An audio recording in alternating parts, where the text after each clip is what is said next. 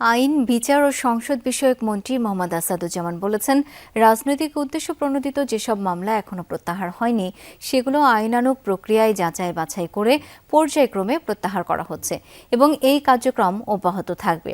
জাতীয় সংসদের প্রশ্নোত্তর পর্বে আইনমন্ত্রী বলেন, রাজনৈতিক মামলাগুলো প্রত্যাহারের জন্য জেলা প্রশাসকের নেতৃত্বে একটি কমিটি গঠন করা হয়েছে। ওই কমিটির সুপারিশ স্বরাষ্ট্র মন্ত্রণালয়ের মাধ্যমে আইনমন্ত্রীর নেতৃত্বাধীন আরেকটি কমিটির কাছে আসে। সেখানে প্রতিটি মামলা আইনগত দৃষ্টিকোণ থেকে যাচাই বাছাই করে প্রত্যাহারের বিষয়ে যথাযথ সিদ্ধান্ত গ্রহণ করা হচ্ছে এবং ভবিষ্যতেও এই প্রক্রিয়া অব্যাহত থাকবে।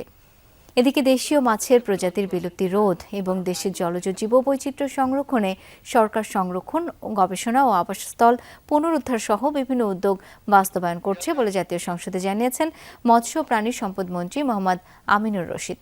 এদিকে সংসদে এক প্রশ্নের জবাবে পানি সম্পদ মন্ত্রী জানিয়েছেন, চলতি বছরের শেষ হতে যাওয়া ভারত বাংলাদেশের মধ্যে গঙ্গা পানি বন্টন চুক্তি নবায়ন করতে চায় সরকার। এজন্য কারিগরি কমিটি কাজ করছে। সেক্ষেত্রে সাজাপ্রাপ্ত যারা আছেন তাদের মামলা প্রত্যাহার বা সাজা মওকুফের জন্য স্বরাষ্ট্র মন্ত্রণালয়ের মাধ্যমে যেতে হবে। যে রাজনৈতিক মামলাগুলো এখনো প্রত্যাহার হয়নি, ইতিমধ্যে সেই মামলাগুলো প্রত্যাহারের জন্য জেলা প্রশাসকের নেতৃত্বে একটি কমিটি হয়েছে। সেই কমিটির মাধ্যমে স্বরাষ্ট্র মন্ত্রণালয় হয়ে আইনমন্ত্রীর নেতৃত্বে আরেকটি কমিটি হয়েছে। সেই কমিটির কাছে আসলে আমরা সেটা যাচাই বাছাই করে প্রত্যাহারের জন্য যথাযথ সিদ্ধান্ত গ্রহণ করছি এবং করব।